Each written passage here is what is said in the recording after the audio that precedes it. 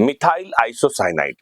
अगर आपने इसके बारे में नहीं सुना है तो आज आप जान जाएंगे। भोपाल गैस ट्रेजेडी, अगर इसके बारे में भी आपने नहीं सुना है तो आज का ये लेक्चर आपके बहुत काम का है। 337 मीट्रिक टन जहरीला कचरा भोपाल से निकालकर इंदौर के पास पीथमपुर नाम की जगह है जहां इसके निपटान की योजना बनाई गई है और कचरा वहां से निकालकर पीथमपुर में डंपिंग करने की प्लानिंग है। कार्यवाही शुरू हो गई है और इसको लेकर बहुत सारे संगठन विरोध दर्ज करवा रहे हैं। आज इस लेक्चर में मैं बहुत डिटेल में समझाने वाला हूं जहरीले कचरे के बारे में, भोपाल गैस ट्रेजेडी के बारे में, और ये भी बताने जा रहा हूं कि क्या क्या हुआ है इस दौरान, कोर्ट के क्या गाइडलाइंस हैं और सरकार क्या कहना चाह रही है। आइए लास्ट तक इस लेक्चर से जुड़िए, क्योंकि इसी बहाने हम देश दुनिया की बहुत सारी बातों को जानेंगे और समझेंगे। आइए शुरू करते हैं। आइए आपको इतिहास में लिए चलता हूं। साल 1866 की बात है, जब भारत में अंग्रेजी हुकूमत अपने पांव पसारने में लगी हुई थी। उस वक्त अमेरिका के सैन फ्रांसिस्को में जहरीला केमिकल नाइट्रोग्लिसरीन ले जाते वक्त जोरदार विस्फोट हुआ। इस धमाके में 14 लोगों को जान गंवानी पड़ी। इसके बाद कुछ और जगहों पर धमाके हुए। खतरनाक केमिकल ले जाते वक्त लगातार धमाके होने की खबरें आती रहीं।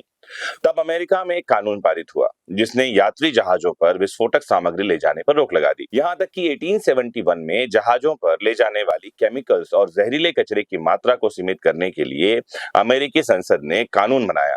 इसके बाद से अमेरिका में जहरीले केमिकल की ढुलाई के लिए बाकायदा कानून बने हुए हैं और लगातार नए कानून बन रहे हैं। हाल ही में भोपाल में हुई गैस त्रासदी के लगभग 40 साल बाद यूनियन कार्बाइड कारखाने के जहरीले कचरे को इंदौर के पास पीथमपुर में ले जाकर नष्ट करने की प्रक्रिया शुरू हुई है, जिसका बड़े पैमाने पर विरोध हो रहा है। जैसा मैंने आपको बताया, आपको इतिहास का ही एक आईना दिखाऊं। 1970 में कांग्रेस ने खतरनाक सामग्री परिवहन नियंत्रण अधिनियम पारित किया अमेरिका में, जिसके तहत परिवहन विभाग को खतरनाक सामग्री और दुर्घटनाओं और गतिविधियों के बारे में जानकारी इकट्ठा करने और रिपोर्ट करने की जरूरत बताई गई। वहीं 1973, 1996 इन वर्षों में भी अलग अलग तरह के कानून पारित हुए। 100 साल बाद ही दुनिया में बनने लग गया था कचरा निपटान के लिए कानून। लेकिन आपको बताऊं, भारत में 2-3 दिसंबर 1984 की दरमियानी रात में क्या हुआ। इस रात के बाद जो सुबह हुई उसमें भोपाल के यूनियन कार्बाइड के प्लांट नंबर सी में जहरीली गैस MIC, जिसे मिथाइल आइसोसाइनेट कहा जाता है,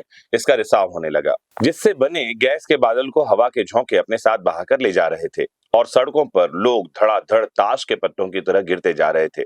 कुछ लोग तो सुबह उठे ही नहीं। उस रात उनको मौत की नींदें आई। सरकारी आंकड़ों के मुताबिक इस दुर्घटना के कुछ ही घंटों के भीतर लगभग 5295 लोग मारे गए थे। दरअसल कीटनाशक बनाने वाली अमेरिकी कंपनी है डाउ। इसकी यूनियन कार्बाइड की फैक्ट्री से करीब 40 टन गैस का रिसाव हुआ, जिसका नाम है MIC। इस जहरीली गैस के रिसाव का असर इतना ज्यादा रहा कि बरसों बाद भी मरने वालों का आंकड़ा लगभग कुल मिलाकर 25,000 तक जा पहुंचा है। कहा जाता है कि लोगों को मौत की नींद सुलाने वाली इस जहरीली गैस को हवा में फैलने में औसतन 3 मिनट लगे।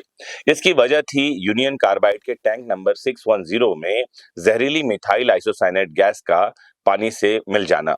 इससे हुई रासायनिक प्रक्रिया की वजह से टैंक में दबाव पैदा हुआ, टैंक खुल गया और उससे निकली गैस ने हजारों लोगों को मार डाला। भोपाल ट्रेजेडी से कुल 5,21,000 लोग प्रभावित हुए। जुलाई 2023 में भोपाल गैस ट्रेजेडी पर एक अध्ययन सामने आया, जिसे करीब 30 साल के रिसर्च के बाद छापा गया था। यह अध्ययन 1985 से लेकर 2015 तक ट्रेजेडी से बचे 92,320 लोगों पर किया गया। इसमें यह बताया गया कि त्रासदी ने कोख में पल रहे बच्चों को भी नहीं छोड़ा। जो बच गए उनमें से कई को कैंसर हुआ, बहुत से लोगों को सांस लेने में दिक्कत है और उनकी आंखों की रोशनी चले जाने से विकार पैदा हुआ है। साइंटिस्ट की माने तो 40 साल में केमिकल कचरा जानलेवा बन चुका है। इसमें निकेल, कोबाल्ट और मैंगनीज की मौजूदगी है। इसके अलावा लेड, मर्क्यूरी और क्लोरीनेटेड नैप्थलीन भी इसमें है, जो इस कचरे को बेहद खतरनाक और जहरीला बनाते हैं। इनसे कैंसर और स्किन की बीमारियां हो सकती हैं। यह बच्चों के विकास और मानव शरीर में कई और तरह की बीमारियों को जन्म दे सकते हैं।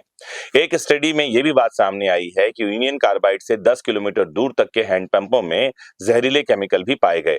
इस जहरीले कचरे को हाथ लगाने से अमेरिका और जर्मनी जैसे देशों ने भी साफ इनकार कर दिया। यही कारण है कि इतने वर्षों से ये कचरा भोपाल के यूनियन कार्बाइड जो फैक्ट्री है वहीं पड़ी हुई थी। फिर अचानक ऐसा क्या हुआ कि कचरे के निपटान के बारे में बात आई और पीथमपुर के डंपिंग यार्ड को ही इसके लिए क्यों चुना गया? आइए समझते हैं। तो 2004 में मध्य प्रदेश हाईकोर्ट में एक पब्लिक इंटरेस्ट लिटिगेशन फाइल की गई थी। कोर्ट ने भारत सरकार के रसायन और पेट्रोकेमिकल्स विभाग के सचिव की अध्यक्षता में एक टास्क फोर्स का गठन किया।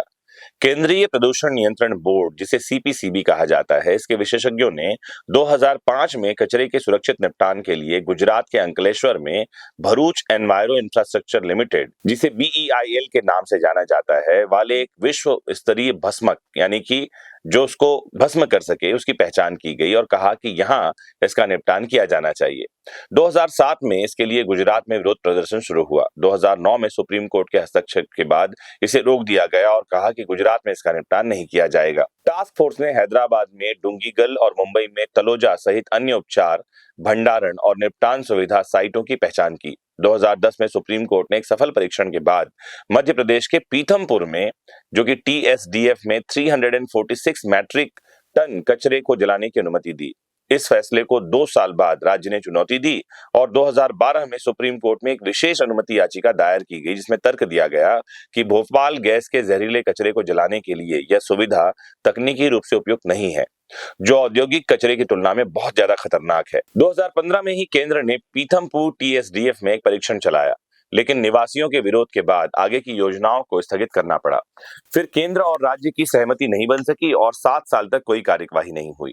अब समझने की बात यह है कि वो कचरा जिसको हाथ लगाने से अमेरिका और जर्मनी तक की कंपनियों ने इनकार कर दिया, ये कचरा जो कि त्रासदी के कई वर्षों तक जमीन ही नहीं, जल और वायु में भी खतरनाक जहरीला प्रदूषण फैला रहा है, क्या उस कचरे को पीथमपुर में जलाना स्वास्थ्यवर्धक है? कहीं ऐसा तो नहीं कि कचरा जलाने से वातावरण में फिर से जहरीली गैस फैले और कई लोग मौत के गाल में समा जाएं? कई सारे संगठन इसको लेकर विरोध कर रहे हैं। सुप्रीम कोर्ट ने जो आदेश दिया है, मुझे उम्मीद है कि ये आदेश साइंटिफिक तथ्यों पर आधारित होगा। अगर ऐसा नहीं है तो कचरे के निपटान से रोका जाना चाहिए। पहले साइंटिफिक तथ्य सामने आने चाहिए, उसके बाद कचरे को निपटान के लिए आगे बढ़ाया जाना चाहिए। मुझे उम्मीद है कि आज के इस लेक्चर में आपको A to Z जानकारी मिली होगी। अभी तक क्या कुछ हुआ, यूनियन कार्बाइड क्या है, जहरीला गैस कब और कैसे फैल गया था, कहां फैला था और अभी वर्तमान समय में ये चर्चा में क्यों है।